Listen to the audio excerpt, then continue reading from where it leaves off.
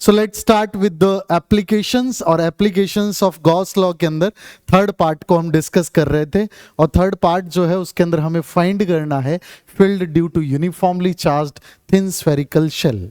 तो हम एक कोई शेल ले रहे हैं। शेल का मतलब आप समझते हैं कि आप कह सकते हैं कि होलो स्फीयर की बात हो रही है। यहाँ किसकी बात हो रही है? होलो स्फीयर की। तो होलो स्फीयर की जब हम बात करते हैं, सो लेट्स से कि कोई होलो स्फीयर है, तो अगर जब होलो स्फीयर की बात करेंगे तो सबसे पहला पॉइंट हमारे दिमाग में आएगा कि सर चार्ज कहाँ है? चार्ज इसकी सरफेस के ऊपर है। कहाँ है बेटा? सरफेस के ऊपर। तो लेट्स से हमने हर बार पॉजिटिव चार्ज लिया है, इसलिए हम यहाँ पर भी हम ये कंसिडर करके चल रहे हैं कि ये पॉजिटिव चार्ज है ना, सरफेस के ऊपर। और इसकी जो रेडियस है दैट इज स्मॉल आर, और यहाँ पर जो सरफेस के ऊपर चार्ज है उसकी सरफेस चार्ज डेंसिटी कितनी है? सिग्मा। इसका मतलब क्या है? Charge per unit area. क्या है बेटा? Charge per unit area. Because new students बैठे हैं तो ये सब छोटी छोटी चीज़ें मुझे बार बार बोलनी पड़ रही है, इसलिए क्योंकि किसी को नहीं पता तो उसे पता चल जाए। तो ये सरफेस चार्ज डेंसिटी है, that is charge per unit area होगा, तो यहाँ पर लिख देंगे पर यूनिट एरिया। ठीक है। सो ये चार्ज आपको डिस्ट्रीब्यूट करके दे रखा है। नाउ सबसे पहला पॉइंट आपके दिमाग में आना चाहिए कि सर हमें फील्ड कहाँ फाइंड करना है। तो लेट्स से पहला केस है कि वो पॉइंट आउटसाइड है, दूसरा केस हो सकता है वो पॉइंट सरफेस के ऊपर है, तीसरा केस हो सकता है कि वो पॉइंट इनसाइड है। कहाँ है? इनसाइड। सो लेट्स से हमने केस फर्स्ट डिस्कस कर रहे हैं, और केस फर्स्ट के अंदर क्या है सर? आउटसाइड फाइंड करना है हमें। आउटसाइड यानी कि बाहर कोई पॉइंट है। लेट्स से ये पॉइंट का नाम है P, और इस पॉइंट की सेंटर से जो डिस्टेंस है बेटा वो है हमारे यहाँ पर कैपिटल R। कितना है बेटा? Capital R। So capital R यहाँ पर डिस्टेंस है।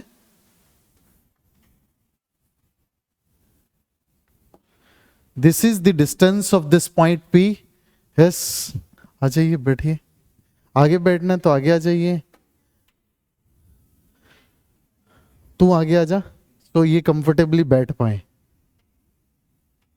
यहां पर कोई इस साइड पर अगर आपको देखने में कोई प्रॉब्लम आए तो बता देना। कौन सा स्कूल? तीनों? ओके, मोस्ट वेलकम है आपका। हमारा इस फर्स्ट चैप्टर का लास्ट टॉपिक चल रहा है गॉस लॉ के एप्लीकेशंस, और गॉस लॉ के एप्लीकेशंस में भी 3 एप्लीकेशंस हैं। थर्ड एप्लीकेशन को हम कवर कर रहे हैं। ठीक है। It's just an demo class for everyone, कोई भी क्लास में बैठा है जो। ठीक है। सो फर्स्ट ऑफ ऑल हम फाइंड कर रहे हैं इलेक्ट्रिक फील्ड, और किसका यूज करके? गॉस लॉ का। किसका यूज करके? गॉस लॉ का। सो गॉस लॉ जो है वो क्या है? वो इलेक्ट्रिक फ्लक्स के लिए दिया गया, तो उसके ऊपर हम बाद में आएंगे। फर्स्ट ऑफ ऑल हम सिचुएशन को समझ रहे हैं कि हम क्या सिचुएशन पे डिस्कशन हमारा चल रहा है। लेट्स से कोई यहाँ पर uniformly charge thin spherical shell है। जब हम शेल की बात करते हैं तो इसका मतलब है एक होलो स्फीयर की बात हो रही है। होलो स्फीयर की सरफेस के ऊपर चार्ज यूनिफॉर्मली डिस्ट्रीब्यूट किया गया है पूरी तरह से। ठीक है। हम कितना भी चार्ज हो सकता है। चार्ज सरफेस पे जब यूनिफॉर्मली डिस्ट्रीब्यूट किया जाता है तो उसके लिए एक नई टर्म का यूज करते हैं, that is called surface charge density. क्या बोलते हैं? Surface charge density. Surface charge density का मतलब है चार्ज पर यूनिट एरिया। क्या बेटा? Charge per unit area. इस स्फीयर के यूनिट एरिया पर चार्ज की वैल्यू कितनी है बेटा? सिग्मा। कितनी है बेटा? सिग्मा। लेट्स से ये हमें गिवन है कि सरफेस चार्ज डेंसिटी कितनी है? सिग्मा। हम पहला केस लेकर के चल रहे हैं कि इसकी अगर रेडियस स्मॉल आर है तो हम सेंटर से कैपिटल आर डिस्टेंस पर बाहर एक पॉइंट P है, और इस P पॉइंट पर इस स्फीयर की वजह से इलेक्ट्रिक फील्ड फाइंड करना चाहते हैं। So we are using here Gauss law. Gauss ये कहता है कि इस पॉइंट से पास होता हुआ एक गॉसियन सरफेस बनाया जाए। क्या बनाया जाए? Gaussian surface. किसी भी शेप का हो सकता है, किसी भी साइज का हो सकता है। फॉर सिंपलिसिटी हम वो गॉसियन सरफेस यहां पर स्फीयर बनाएंगे। क्या बनाएंगे? स्फीयर। आपके दिमाग में आना चाहिए सर क्यों? क्योंकि स्फीयर का एवरी पॉइंट जो होगा, मैं आपको यहां पर बना करके बता देता हूं, स्फीयर का जो एवरी पॉइंट होगा वो कैसा होगा बेटा?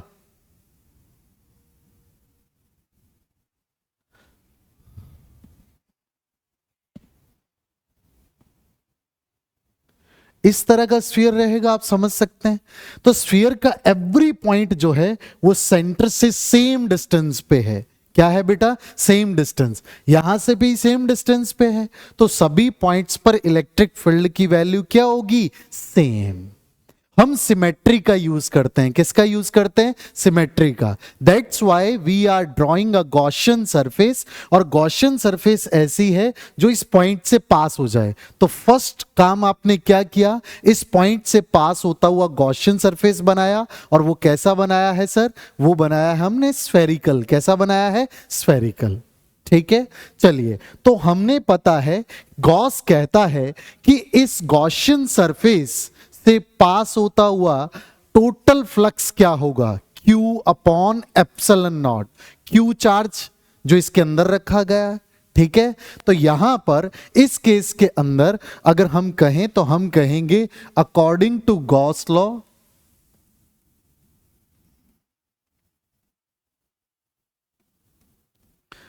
फ्लक्स थ्रू स्फीयर, और ये स्फीयर कौन सा है बेटा? रेडियस कैपिटल आर की बात कर रहे हैं। इसके थ्रू फ्लक्स क्या होगा? तो सर हमने देखा phi equals to total charge enclosed by it. तो इसके अंदर चार्ज कितना है सर? जितना भी सरफेस पे चार्ज है सारा चार्ज आएगा। लेट से वो टोटल चार्ज कितना है बेटा? Q। कितना है बेटा? Q। तो आप कहेंगे सर ये आया Q upon epsilon not. This is your equation number 1। Clear है बात? ठीक है। अब दूसरी पॉइंट पर देखना है। दूसरा पॉइंट है यहां पर कि फ्लक्स की बात करें तो हम फ्लक्स को कैसे लिखते हैं? फ्लक्स इज इक्वल्स टू होता है integration of E dot ds vector. पढ़ा था बेटा कि नहीं पढ़ा था? ई क्या है? Electric field. ds क्या है? Area element. गॉसियन सरफेस को छोटे छोटे एरिया में बांट देंगे। तो हमने सपोज करिए इस P पॉइंट पर एक छोटा सा एरिया लिया, मैंने जूम किया है इसलिए ये इतना बड़ा है, बहुत छोटू सा एरिया एलिमेंट है। और एरिया एलिमेंट जो है इसका एरिया वेक्टर किधर होगा sir? Perpendicularly outward. Perpendicularly outward. तो सर इधर की तरफ एक एरिया वेक्टर है, दैट इज ds वेक्टर। और इस पॉइंट पर इलेक्ट्रिक फील्ड की वैल्यू कितनी होगी बेटा? सर इस पॉइंट पर इलेक्ट्रिक फील्ड की वैल्यू भी कितनी होगी? सर अगर इस पॉइंट पर E है तो बाकी सभी पॉइंटों पे भी क्या रहेगी? E। बात समझ आ रही है? तो अगर मैं इस पूरे स्फीयर से फ्लक्स की बात करूं तो E डॉट ds से दे सकता हूं, पर E डॉट ds और E के बीच का एंगल कितना है? 0, क्योंकि दोनों वेक्टर सेम डायरेक्शन में। एरिया वेक्टर भी इधर है, इलेक्ट्रिक फील्ड भी इधर है। एरिया वेक्टर भी रेडियस के अलोंग है और इलेक्ट्रिक फील्ड भी रेडियस के अलोंग है, इसीलिए यहां पर एंगल होगा 0। तो जब आप इसको डिराइव करेंगे तो आप कहेंगे सर ये आया E ds cos 0, और cos 0 की वैल्यू होती है बेटा 1। कितनी होती है? 1। So that's why phi equals to कितना आया? E ds। पर सुनिए सर, आपने कहा कि इंटीग्रेशन का मतलब है सभी एरिया एलिमेंट्स के लिए E ds का इंटीग्रेशन। अरे यही कहा ना मैंने। तो सभी एरिया एलिमेंट्स पे इलेक्ट्रिक फील्ड की वैल्यू क्या होगी? सेम। क्या होगी? सेम। अगर एक पॉइंट पर E है, इधर भी E होगी, इधर भी E, इसीलिए तो हमें गॉसियन सरफेस ऐसा लिया है। तो सभी पॉइंट्स पर इलेक्ट्रिक फील्ड की वैल्यू सेम, तो फाई इक्वल्स टू E आ गया कॉमन, क्योंकि सर E तो क्या हो गया? कांस्टेंट, क्योंकि तो वेरी नहीं कर रहा। ds ds ds ds करके जोड़ा तो सर टोटल सरफेस एरिया जुड़ गया। सर इसका यानी कि एक स्फीयर का सरफेस एरिया कितना होता है? 10th में पढ़ा था 4 पाई r स्क्वायर। तो सर ds ds मतलब इस स्फीयर के छोटे छोटे ds सारे जब जोड़े तो सर टोटल सरफेस एरिया हो गया 4 पाई कैपिटल R स्क्वायर। क्यों सर? क्योंकि इस स्फीयर की रेडियस कितनी थी बेटू? Capital R। यस और नो? अब ये आ गया लेफ्ट साइड का फाई, राइट साइड क्या है? Q upon epsilon naught. इस वैल्यू को हम प्लेस करेंगे इक्वेशन 1 में, तो हम कह सकते हैं कि from equation 1 and 2, equation 1 and 2 से हम कह सकते हैं कि E into 4 pi R, sorry capital R square equals to आया Q अपॉन एप्सिलॉन नॉट। अच्छा E इक्वल्स टू कितना आएगा? Sir Q upon 4 pi epsilon naught और R स्क्वायर आ गया, यस और नो।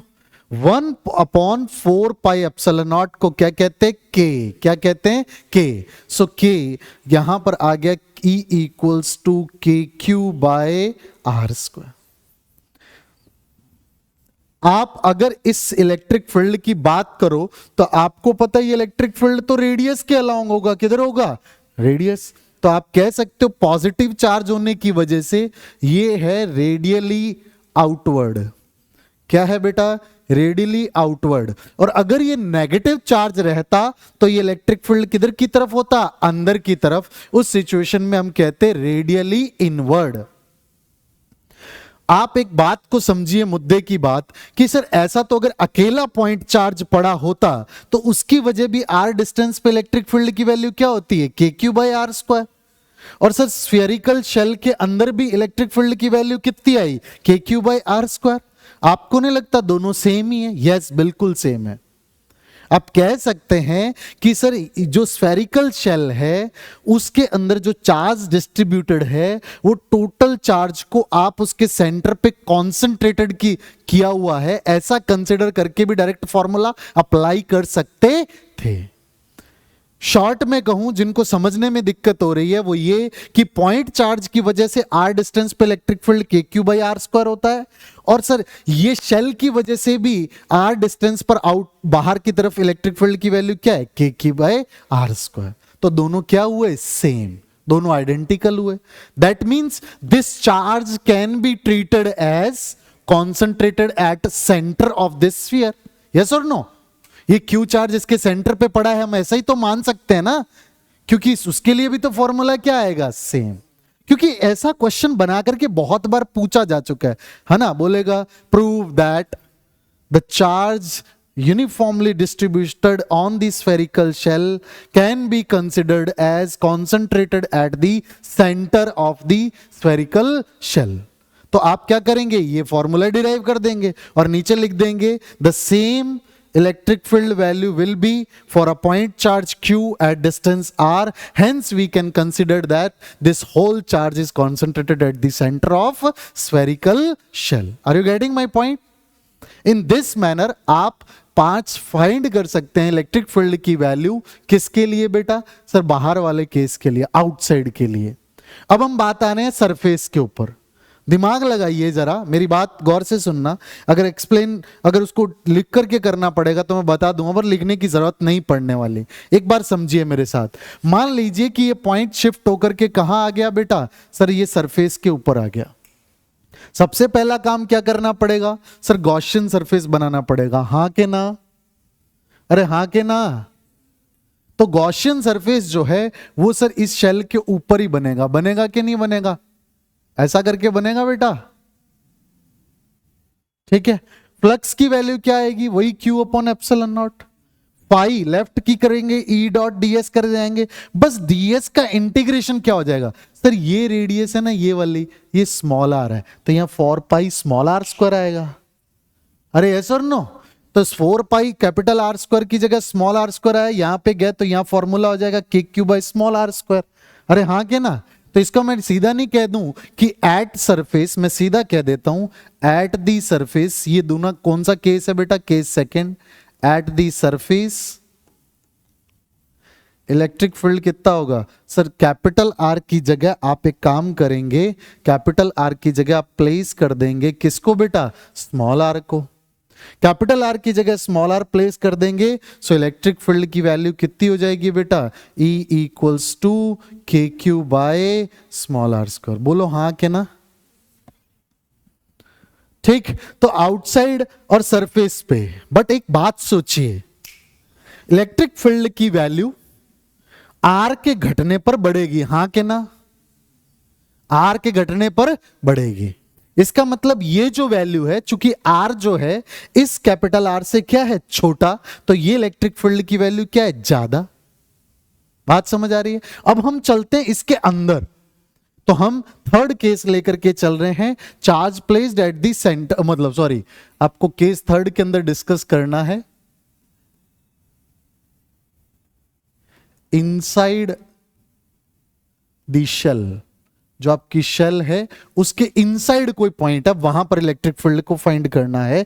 तो हमने वही वापस से स्फेरिकल शेल लिया और इस स्फेरिकल शेल का हमने रेडियस जो भी लेना था लिया, और सेंटर से सपोज करिए कि यहां पर कोई डिस्टेंस r पर एक पॉइंट है P। बात समझ आ रही है? चार्ज पूरी तरह से, जो भी चार्ज है यूनिफॉर्मली डिस्ट्रीब्यूटेड है, तो आप कहेंगे इस केस में कि sir Q charge surface density sigma के साथ डिस्ट्रीब्यूटेड है। इस पॉइंट पर इलेक्ट्रिक फील्ड का फाइंड करना है तो हमें क्या करना पड़ेगा? Gaussian surface. And Gaussian surface ऐसा होना चाहिए जो इस पॉइंट से क्या कर जाए? पास हो जाए। तो हम स्फेरिकल शेल को फिर से एज्यूम कर रहे हैं, ठीक है, ताकि हम यहां से आसानी से इसको सॉल्व कर पाए। तो हमने इसको स्फेरिकल शेल को एज्यूम कर लिया और लेट से ये स्फेरिकल हमारी शेल है। ठीक, अब इसके इससे पास होने वाला, तो आप कहेंगे फ्लक्स थ्रू गॉसियन सरफेस। अंदर वाली सरफेस को क्या कह रहे हैं बेटा? Gaussian surface. और किसी भी गॉसियन सरफेस से फ्लक्स क्या होता है? Q inside upon epsilon not. Q inside का मतलब उसके अंदर रखा गया चार्ज, ठीक है। तो आप कहेंगे sir flux through Gaussian surface जिसकी रेडियस कैपिटल आर है, सर वो हो जाएगा phi equals to 0 upon epsilon naught. बोलो सही कह रहा हूं? क्यों? क्योंकि सर इसके अंदर तो कोई चार्ज ही नहीं है। चार्ज किधर है? सर वो बाहर वाली सरफेस के ऊपर ऊपर पड़ा चार्ज। समझ में आ रही है बात? क्योंकि वो हॉलो शेल था और आपने चार्ज सिर्फ उसकी सरफेस पे डिस्ट्रीब्यूट कर रखा है। वैसे भी अगर कंडक्टर है तो अपने आप डिस्ट्रीब्यूट हो ही जाएगा, तुम्हें करने की जरूरत नहीं है। और एक बात ध्यान रखना कि दिया गया चार्ज हमेशा सरफेस के ऊपर रहता है, अंदर नहीं जाता। बात समझ आ रही है? तो सरफेस के क्या रहेगा? ऊपर रहेगा। तो अंदर की तरफ यहां पर कोई चार्ज नहीं है, तो यहां पर आप कहेंगे सर फ्लक्स कितना हो गया? 0। अब इस पॉइंट को समझो कि सर इसके थ्रू फ्लक्स की वैल्यू कितनी होनी चाहिए? सर ये होनी चाहिए ई डॉट ds, है ना? अच्छा, किधर भी होगा ई और ds, परपेंडिकुलर तो नहीं होगा। दो वेक्टर्स का डॉट प्रोडक्ट 0 कब हो सकता है? पहला केस थीटा 90 हो, कॉस 90 कितना होता है? 0। दूसरा केस ई और ds में से जो दोनों क्वांटिटीज हैं, वेक्टर क्वांटिटीज, इन दोनों में से कोई एक 0 हो। अब एरिया वेक्टर तो 0 नहीं हो सकता क्योंकि हमने सरफेस लिया, तो एरिया वेक्टर 0 नहीं हो सकता। इसका मतलब 100% क्या 0 है? इलेक्ट्रिक फील्ड 0 है। ठीक है, तो आप इसको कहेंगे since E and ds are not perpendicular, therefore यहां पर इसको फाई को आप लिख सकते हैं सर, ये आएगा ई ds cos थीटा। इसकी तो कुछ ना कुछ वैल्यू आ जाएगी, ठीक है। सो इससे इक्वेशन 1 और 2 को इक्वेट करेंगे तो ये आएगा E ds cos theta equals to 0। ये ds cos थीटा इधर डिवाइड में चला गया क्योंकि इसकी कुछ ना कुछ वैल्यू है, और 0 के डिवाइड में जाकर के क्या? 0। इलेक्ट्रिक फील्ड की वैल्यू कितनी है? मैग्नीट्यूड 0। तो कंडक्टिंग स्फीयर या शेल के अंदर किसी भी पॉइंट पर इलेक्ट्रिक फील्ड की वैल्यू क्या होती है? 0। सरफेस पे क्या होती है? K Q by small r square. और बाहर क्या होती है? K Q by capital R square. Small r क्या है सर? कंडक्टिंग स्फेरिकल जो भी शेल था उसकी रेडियस, और कैपिटल आर क्या है? Distance of point.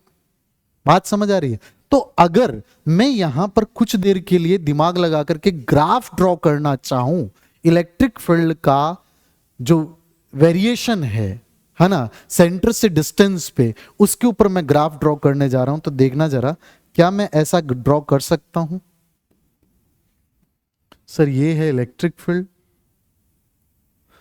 सर ये है हमारा रेडियस, सॉरी डिस्टेंस, इसको कैपिटल आर लिख दो, और इधर हमने क्या लिया बेटा? ई, इलेक्ट्रिक फील्ड लिख दो इसको।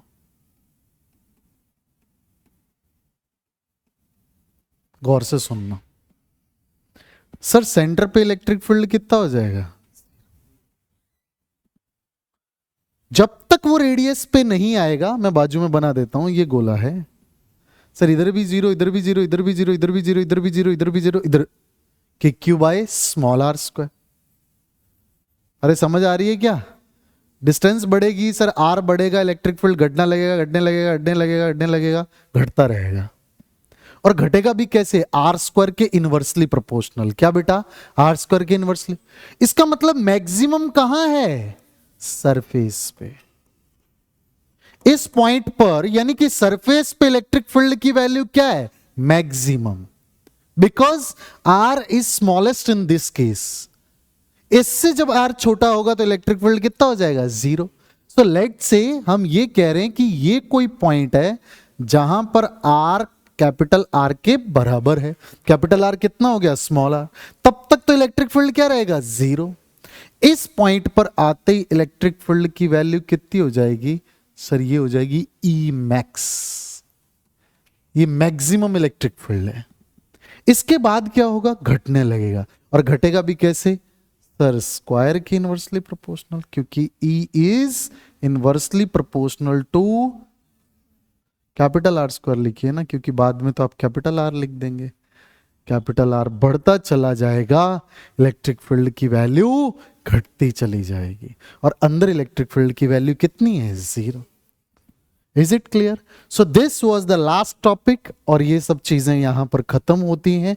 अब हम मूव करेंगे नेक्स्ट पार्ट, और नेक्स्ट पार्ट हमारा है न्यूमेरिकल पोर्शन। जो क्वेश्चंस इस पार्ट में से आए हुए हैं वो हमने अभी तक डिस्कशन नहीं किया है, उसके ऊपर हम डिस्कस करने जा रहे हैं। ठीक है, तो चलिए एक एक करके क्वेश्चंस को डिस्कस करते हैं। पहला क्वेश्चन आपके सामने है, देखिए। The inward and the outward electric flux through a Gaussian surface are 2 phi and phi respectively. Inward flux और outward flux, शब्दों पे जाओ, अंदर आता हुआ और बाहर जाता हुआ। ठीक है, जब अंदर आता हुआ इलेक्ट्रिक फ्लक्स जब भी इनवर्ड वाला भरेंगे उसको माइनस लेंगे। क्या लेंगे? क्या लेंगे? इनवर्ड वाले जो भी इलेक्ट्रिक फ्लक्स है उसको नेगेटिव लेंगे, और आउटवर्ड वाले को क्या लेंगे? पॉजिटिव। क्लियर है बात? ठीक है, तो इस बात को समझो कि अंदर आता हुआ फ्लक्स इनवर्ड वाला कितना है बेटा? 2 फाई। तो आप कहेंगे सर इनवर्ड है -2 फाई। ठीक है, और आउटवर्ड कितना है बेटा? सर ये है फाई। इन दोनों को मिलाकर के नेट कितना हुआ बेटा? -2 फाई प्लस फाई -फाई। इसका मतलब फाई आउटवर्ड क्या हो, सॉरी फाई इनवर्ड। माइनस का मतलब क्या है? इनवर्ड। जिसको नहीं समझ आ रहा वो ऐसा समझो, इधर एक गोला है, ऐसा दिमाग लगाओ, इसके अंदर 10 फील्ड की लाइन एंटर कर रही है। कितनी फील्ड लाइन एंटर कर रही है बेटा? ठीक, और बाहर निकल रही है 5। बाहर कितनी निकल रही है? तो आपको नहीं लगता मैं ये कह सकता हूं नेट 5 एंटर के अंदर कर रही है, क्योंकि 5 तो अंदर आई और बाहर चली गई। टोटल अंदर आने वाली इनवर्ड वाली कितनी है? 5। समझे ना? तो आप सोचिए कि फ्लक्स कितना है? पाई इनवर्ड। ये नेट फ्लक्स है। ये क्या है? चलिए, what is the net charge enclosed by the surface? Gaussian law क्या कहता है? सर गॉस लॉ ये कहता है कि flux through any closed surface equals to charge enclosed by it upon epsilon naught. यहां पर फ्लक्स की वैल्यू कितनी है? फाई। तो क्यू एनक्लोज्ड कितना हो जाएगा बेटा? Sir Q enclosed is equals to phi into epsilon naught. Minus नहीं आएगा, पूछो क्यों? अगर वो हमें ये पूछता कि नेट जो चार्ज है वो पॉजिटिव नेगेटिव पोलैरिटी बोलनी हो तो वहां फाई काम आएगा। ये फ्लक्स फाई अंदर की तरफ था, किधर था? अंदर की तरफ। 100% अंदर पड़ा हुआ चार्ज क्या रहा होगा? नेगेटिव। अभी तो नेट अंदर है। बात समझ आ रही है? ठीक है, तो आप कहेंगे sir Q enclosed is 5 epsilon not and it will be of negative polarity. इसकी पोलैरिटी क्या होगी? नेगेटिव। बोलो यस और नो? अरे हाँ क्या ना? यही 5 आउटवर्ड होता ना तो उस केस में ये आ जाता 5 इंटू एप्सिलॉन नॉट क्या? पॉजिटिव। क्या आ जाता? पॉजिटिव। क्लियर है बात? कोई दिक्कत, कोई परेशानी? चलिए आगे बढ़ते हैं। If the net outward flux through the surface were zero, अगर बाहर जाने वाला फ्लक्स क्या हो? जीरो। नेट आउटवर्ड, इनवर्ड की बात हुई क्या बेटा? नहीं, ये कह रहा है कि net outward flux through the surface were zero, can it be concluded that there were no charge inside the surface. क्या ये कंक्लूड कर सकते हैं क्या कि there is a no charge enclosed by the surface? नहीं कर सकते, क्योंकि सर ये कह रहा है कि आउटवर्ड जाने वाला फ्लक्स कितना है? जीरो। भाई अंदर आने वाला तो हो सकता है ना, तो नेट आउटवर्ड जीरो हो कोई फर्क नहीं पड़ेगा, हम नहीं कंक्लूड कर सकते। नेट इनवर्ड जीरो हो हम कंक्लूड नहीं कर सकते। क्या नहीं कंक्लूड कर सकते? कि एनक्लोज्ड चार्ज क्या है? जीरो। हम एनक्लोज्ड चार्ज जीरो है ये तभी कह पाएंगे जब नेट फ्लक्स कितना है? जीरो। नेट आउटवर्ड से नहीं काम चलेगा, नेट इनवर्ड से काम नहीं चलेगा, क्योंकि हमारे पास गॉसियन लॉ क्या है? phi equals to q enclosed upon epsilon naught। ये क्या है सर? ये नेट फ्लक्स है। क्या है ये नेट इलेक्ट्रिक फ्लक्स है। और अगर ये जीरो होगा ना बेटा, उसी केस में आप कह पाएंगे कि q enclosed क्या है? जीरो। अगर कोई कहे कि आउटवर्ड जीरो है नेट, कोई मतलब नहीं, इनवर्ड भी हो सकता है ना इसका मतलब। तो नेट इनवर्ड जीरो है तो नेट आउटवर्ड भी हो सकता है। पर अगर वो ये कहे कि नेट इलेक्ट्रिक फ्लक्स जीरो है, इसका मतलब हुआ कि अंदर पड़ा हुआ चार्ज क्या होगा? जीरो। ये एमसीक्यू है, ठीक है, या फिर नहीं, एक 2 नंबर का क्वेश्चन हो गया। Justify your answer. तो जो मैंने ये लाइनें बोली, ये आपके आंसर को इस तरह से आप जस्टिफाई करेंगे। Are you getting my point? भाई समझ आ रहा है? आ रहा? ठीक, चले आगे।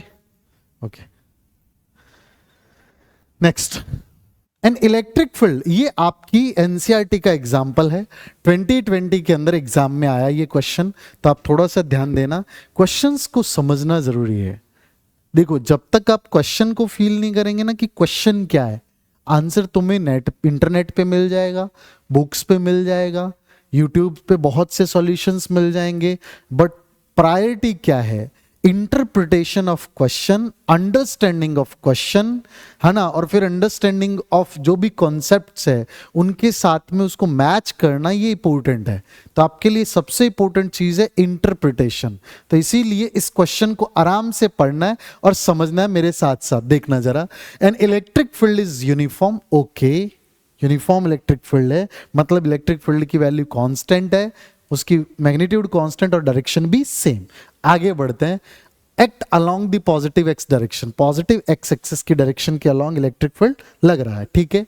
और बोलता है in the region of positive x, सिर्फ पॉजिटिव एक्स रीजन में। अच्छा, कहानी में टर्न आ रहा है।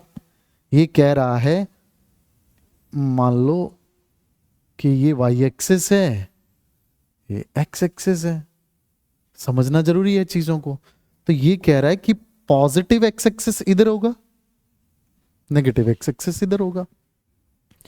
ये बोल रहा है कि इससे इधर की तरफ ना, यहां इलेक्ट्रिक फील्ड क्या है?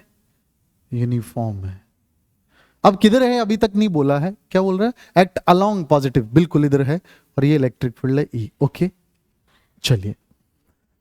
It is also uniform with the same magnitude, जितना मैग्नीट्यूड इधर है उतना ही सेम मैग्नीट्यूड के साथ यूनिफॉर्म है। किधर? But acts in the negative x direction in the region of negative x. यहां पर इलेक्ट्रिक फील्ड की वैल्यू क्या है? मैग्नीट्यूड सेम, बट डायरेक्शन किधर है? इधर, ठीक है। नेगेटिव एक्स एक्सिस में इधर की तरफ डायरेक्शन है, इधर की तरफ। अब कई बच्चे सोचने लग जाते हैं, सर ऐसा क्यों हुआ, किसने क्या? अरे कैसे भी हो रहा है, अपने को दिया है ना, बस मान लो उसको, गिवन है ना क्वेश्चन में, तो हम क्वेश्चनिंग नहीं करेंगे उससे। क्वेश्चन का आंसर कभी क्वेश्चन नहीं होता, ठीक है। सिचुएशन है ये, the value of electric field E is 200 i cap. I cap का मतलब क्या है? Along positive x axis. इसका मतलब यहां पर इलेक्ट्रिक फील्ड के मैग्नीट्यूड की बात करूं तो वो दे रखा है 200 न्यूटन पर कूलम। बोलो हाँ के ना? आई कैप का मतलब इधर वो हमने देख ही लिया। फिर बोल रहा है for x greater than zero. अच्छा ठीक है, ये ले समझ गए। E equal to -200 i cap for x less than zero. X less than zero के लिए -200 आई कैप है। माइनस आई कैप का मतलब है अलोंग नेगेटिव एक्स एक्सिस, और 200 इसका मैग्नीट्यूड है, तो यहां पर इलेक्ट्रिक फील्ड का मैग्नीट्यूड कितना है? 200 न्यूटन पर कूलम। ठीक है, अब हमसे कह रहा है a right circular cylinder. Right circular cylinder तो 10th में पढ़ा, जिसका लेंथ है 20 सेंटीमीटर एंड रेडियस है 5 centimetre, has its centre at the origin and its axis along the x axis. एक सिलेंडर रखा हुआ है किसके ऊपर? इस तरह से कि उसका सेंटर इसके सेंटर के साथ कोइंसाइड कर जाए, और इसका जो एक्स एक्सिस है उसके एक्सिस के अलोंग रखा हुआ है। मतलब सर सिलेंडर जो है वो इस तरह से रखा हुआ है।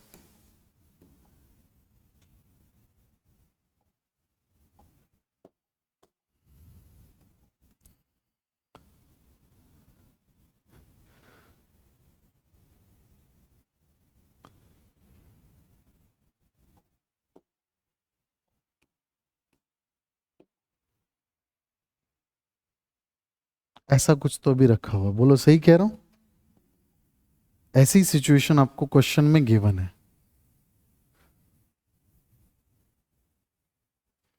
इसकी लेंथ कितनी है बेटा? 20 सेंटीमीटर। अगर ये इधर कोइंसाइड करेगा तो ये 10 सेंटीमीटर लेंथ होगी, और इधर भी कितनी होगी बेटा? और इसकी रेडियस कितनी है बेटा? 5/2। कितनी है बेटा? 5 ही दे रखी है ना, रेडियस 5 है। 5/2 क्यों होगी रेडियस? 5 सेंटीमीटर। और इसकी रेडियस भी कितनी है बेटा? बोलो सिचुएशन समझ आई ना? हमसे अब क्वेश्चन पूछ रहा है क्या? ये बोल रहा है so that one flat face is at, एक फेस x इक्वल्स टू 10 पे आया और एक x इक्वल्स टू -10 पे आया। ठीक है, find the net outward flux. निकालिए फ्लक्स। ठीक, तो देखो भाई इलेक्ट्रिक फील्ड इधर और इधर है। ठीक है, इधर सिलेंडर है, तो मैं सिर्फ ये CSA की बात कर रहा हूं, कर्व सरफेस का। कर्व सरफेस का कोई भी एरिया ले लो, वो एरिया वेक्टर बाहर की तरफ ऐसे होगा। इलेक्ट्रिक फील्ड या तो इधर है या तो इधर है। तो आपको नहीं लगता कि सर सिलेंडर, मैं सिलेंडर ले रहा हूं, देखना ऐसा करके CS से, इसके किसी भी पॉइंट का एरिया वेक्टर कैसे रहेगा? सर ऐसे रहने वाला है। अरे ऐसे ही रहने वाला है ना, इस पॉइंट पर ऐसे, इस पॉइंट पर ऐसे ऐसे परपेंडिकुलरली आउटवर्ड। और इलेक्ट्रिक फील्ड किधर होगा? या तो इधर या तो इधर। तो एवरी सिचुएशन में इलेक्ट्रिक फील्ड के क्या रहेगा? ये परपेंडिकुलर। और फ्लक्स इक्वल्स टू क्या होता है? E.ds। ds और E में अगर एंगल 90 डिग्री है तो cos 90 कितना होता है बेटा? 0।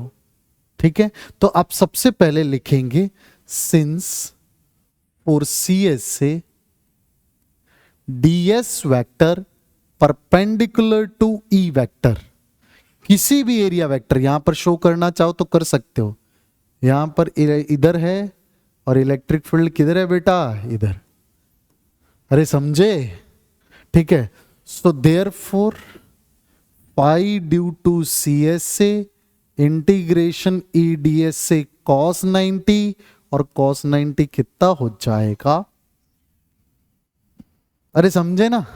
अब आ जाओ किसके लिए? राइट फेस के लिए। किसके लिए? राइट के लिए। सर फॉर राइट फेस, देखना जरा सर, राइट फेस के लिए आपको नहीं लगता फ्लक्स इक्वल्स टू क्या होगा? E.ds।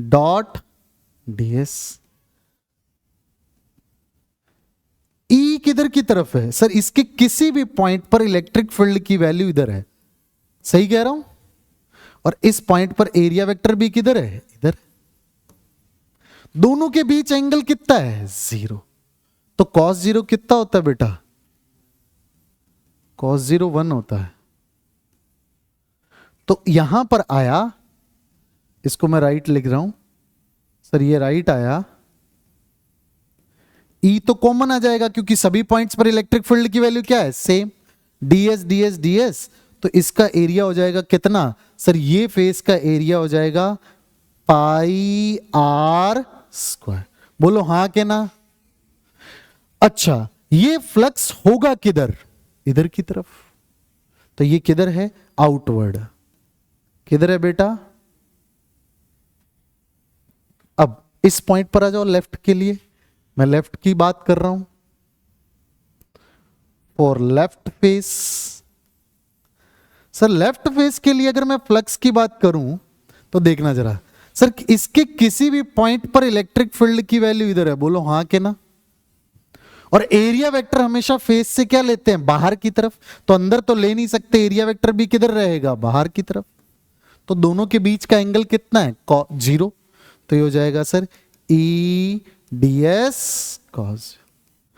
अब तुम एक बात बताओ, ई सभी पॉइंट्स पर क्या है बेटू, कॉमन है।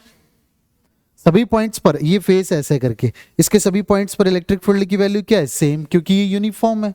तो आप कहेंगे कि सर ये जो लेफ्ट है, लेफ्ट पर सभी सेम है, तो इसीलिए इसको कॉमन ले लिया, और ds जोड़ेंगे तो कितना एरिया आएगा, पाई आर स्क्वायर। देखो ds करके इसके सभी, ये जो पूरा एरिया है इसको छोटे छोटे ds में जोड़ करके पाई आर स्क्वायर आएगा, और उधर से भी पाई आर स्क्वायर आएगा। तो आप कहेंगे ये सर ये भी आया पाई आर स्क्वायर, और ये भी किधर है बेटा, आउटवर्ड। तो अगर मैं इस पूरी सरफेस से फ्लक्स की बात करूं, ठीक है, तो सर CSA से कोई फ्लक्स नहीं है, लेफ्ट से है कितना, ई पाई आर स्क्वायर आउटवर्ड, और इससे भी राइट से भी कितना है, ई पाई आर स्क्वायर आउटवर्ड।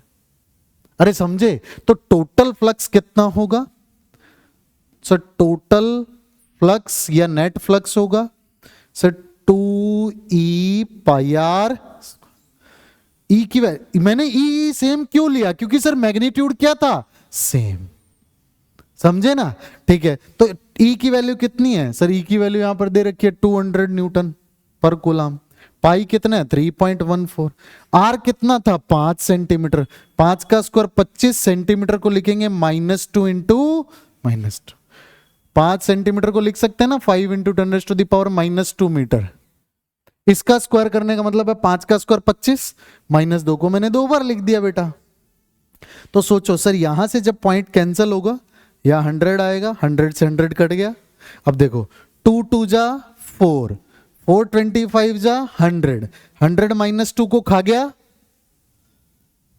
2 गया 2 गया 25 गया, ये गया, तो रह कितना गया 314 इंटू 10⁻⁻²। तो टोटल फ्लक्स कितना आ रहा है सर, टोटल फ्लक्स आ रहा है 314 इंटू 10⁻⁻², इधर कह सकते हैं 3.14, और ये क्या है, फ्लक्स है, क्या है, टोटल फ्लक्स। और फ्लक्स की यूनिट क्या होती है सर, न्यूटन पर कूलम इंटू मीटर स्क्वायर। ये ना -2 -2 -4 था ना, क्यों,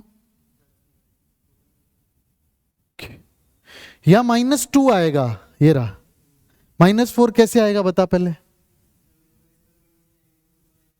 ये देख, ये डेसिमल उड़ाया 100 आया, मैं कैलकुलेशन फिर से बता रहा हूं, इस कैलकुलेशन को मैं वापस आगे ले लूं, क्योंकि बहुत से लोग, ये कैलकुलेशन ऐसा है 2e पाई आर स्क्वायर, ऐसे ही था बेटा।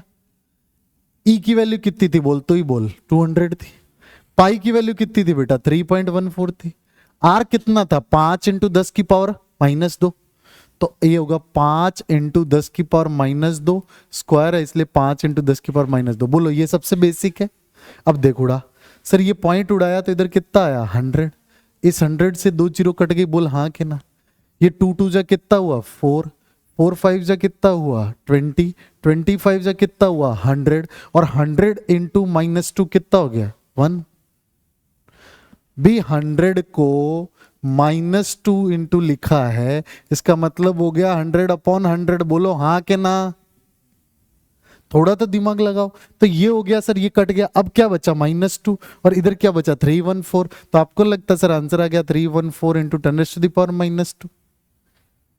इस -2 को सेटिस्फाई करना है तो पॉइंट लेफ्ट ले जा, 2 लेफ्ट चले गए, कितना आया 3.14 इंटू 10, ये हो जाएगा न्यूटन मीटर स्क्वायर पर कूलम। बोल हाँ कि ना? अरे समझे? तो इस तरीके से आप इनको कैलकुलेट कर सकते हैं। कुछ और पार्ट भी रह गया शायद उधर उसका। The net charge present inside the cylinder, देखो। सो चार्ज इनसाइड, गॉस लॉ क्या कहता है बेटा? सर गॉस लॉ कहता है फ्लक्स, जो भी नेट फ्लक्स है ये Q enclosed by epsilon not होगा। बोलो हाँ के ना? तो आप बताओ क्यू एनक्लोज्ड कितना आएगा बेटा?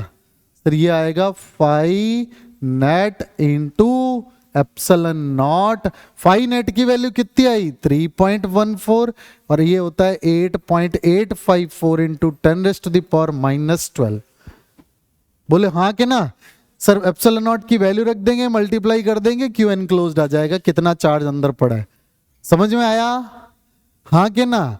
तो ये एनसीईआरटी का एग्जाम्पल है और प्रीवियस ईयर्स 2020 के अंदर ये क्वेश्चन हमसे पूछा गया।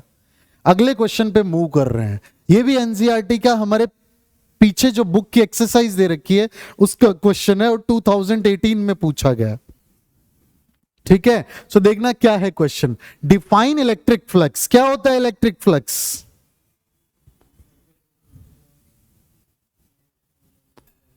बोलिए क्या होता है इलेक्ट्रिक फ्लक्स? इस बार भी आया था इसीलिए पूछ रहा हूं। ये अभी जो एग्जाम हुए ना सीबीएसई के अपने, इसमें भी आया था कि इलेक्ट्रिक फ्लक्स क्या है। बताइए इलेक्ट्रिक फ्लक्स क्या है? फ्लक्स बताओ, नॉर्मल डेफिनेशन क्या है?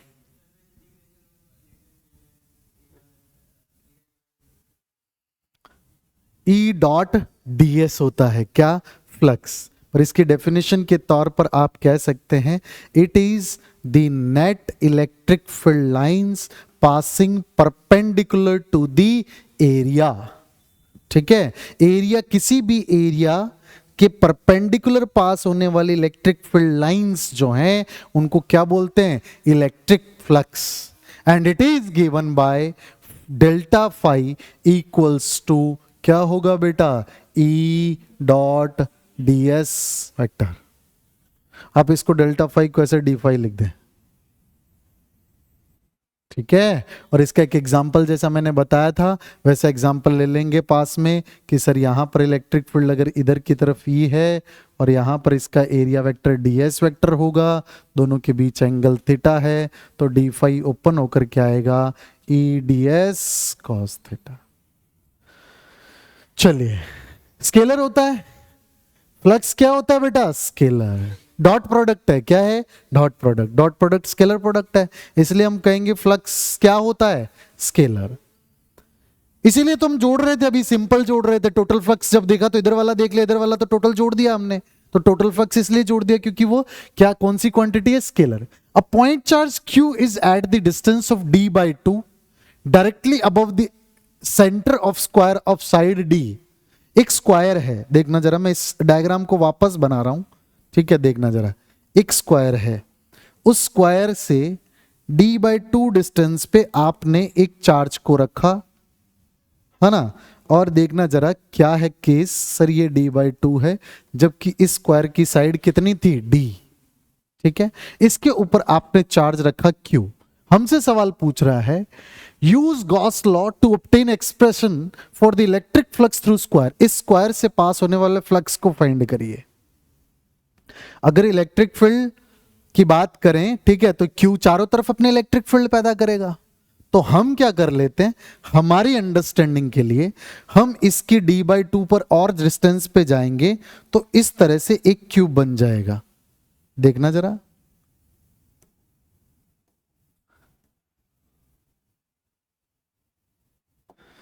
हमने एक गॉसियन सरफेस बना लिया।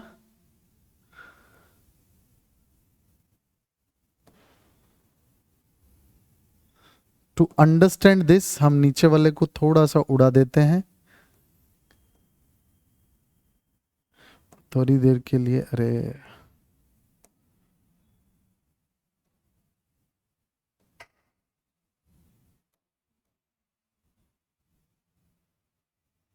बोलो समझ आया?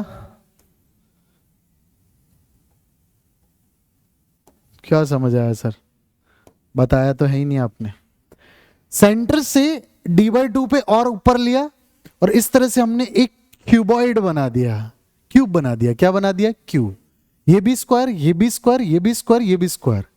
तो हम कहेंगे we draw a Gaussian surface, और ये गॉसियन सरफेस क्या है बेटा? क्यूब ऑफ साइड D, है ना, for which cube placed at its centre. बोलो बात समझ में आई? क्यों लिया गॉसियन सरफेस? इसने बोला ना गॉस लॉ का यूज करो। तो बताओ इस गॉसियन सरफेस से पास होने वाला फ्लक्स कितना होगा? सर गॉस लॉ बोलता है फ्लक्स थ्रू क्यूब जो भी होगा, charge enclosed by it upon epsilon naught. बोलो एग्री कर रहे हो? चूंकि चार्ज सेंटर पे पड़ा है तो आपका दिमाग नहीं कहता कि सर चारों सरफेस बराबर दूरी पर हैं और चारों सरफेसेस का एरिया सेम है, तो जितनी इलेक्ट्रिक फील्ड लाइंस इधर जाएंगी उतनी इधर जाएंगी, उतनी इधर जाएंगी, उतनी इधर जाएंगी। बोलो एग्री कर? तो आपको नहीं लगता जितना फ्लक्स नीचे वाली सरफेस से पास होगा उतना राइट, उतना लेफ्ट, उतना ऊपर, उतना फ्रंट, उतना बैक? यस और नो? तो आपको लगता है टोटल फ्लक्स के 6 हिस्से होने वाले हैं, एक हिस्सा ये होगा। अगर क्यूब के थ्रू फ्लक्स टोटल इतना है तो फ्लक्स थ्रू वन सरफेस कितना हो जाएगा?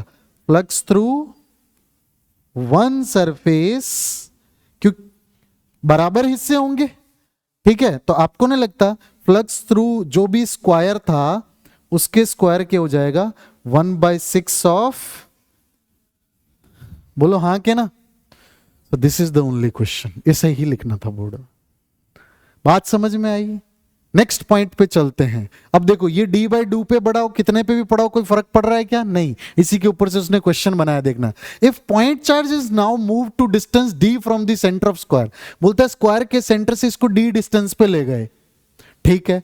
फिर बोलता है and the side of the square is double, और इस स्क्वायर की साइज को क्या कर दिया तुमने? डबल, इसको 2d कर दिया। तो देखो इसको d पे रखा तो इसके ऊपर d और लेकर के हम फिर क्यूब एज्यूम कर लेंगे, क्योंकि नीचे वाला भी 2D है, इधर वाला भी 2D, इधर वाला भी 2D। हमारा अल्टीमेट आइडिया तो ये है कि सारी सरफेसेस का एरिया सेम होना चाहिए और सारी सरफेसेस इस पॉइंट चार्ज से क्या होनी चाहिए? इक्वल डिस्टेंस पे। तब हम ये अच्छे से कर पाएंगे कि टोटल फ्लक्स जो पास हो रहा है उसके 6 हिस्से बांट देंगे, है ना? एवरी फेज से एक पार्ट पास हो रहा है, सो 1/6 सेम ही रहेगा। तो आप बोलेंगे नो, यहां पर electric flux will be not affected by this process. इस प्रोसेस से electric flux through the square is not going to be affected, ठीक है? ये सेम रहेगा, ठीक है? उस केस में आप वापस से क्यूब ले लेंगे ऑफ 2D जो भी आपकी साइड होगी उसका, ठीक है? तो ये था क्वेश्चन, और इस क्वेश्चन के बाद टाइम जो है ऑलमोस्ट ओवर हो गया है, ठीक है? आपको भी नेक्स्ट क्लास में जाना होगा।